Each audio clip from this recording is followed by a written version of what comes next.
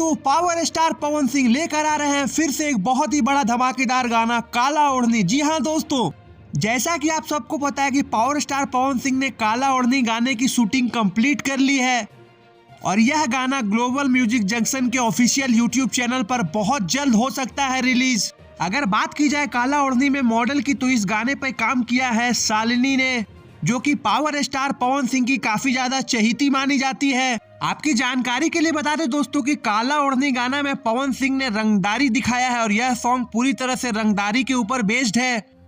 हालांकि सूत्रों की माने तो पावर स्टार पवन सिंह का यह काला ओढ़नी अगले साल 2025 के जनवरी में आ सकता है और ज्यादातर चांस है कि यह पावर स्टार पवन सिंह के बर्थडे के बाद ही रिलीज हो।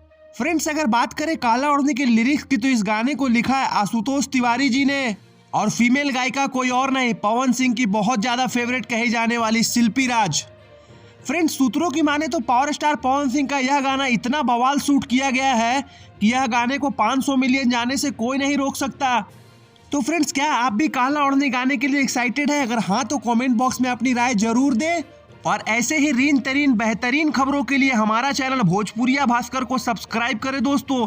और वीडियो अच्छी लगी हो तो एक प्यारा सा लाइक कर हमारे फैमिली मेंबर का हिस्सा बने। धन्यवाद।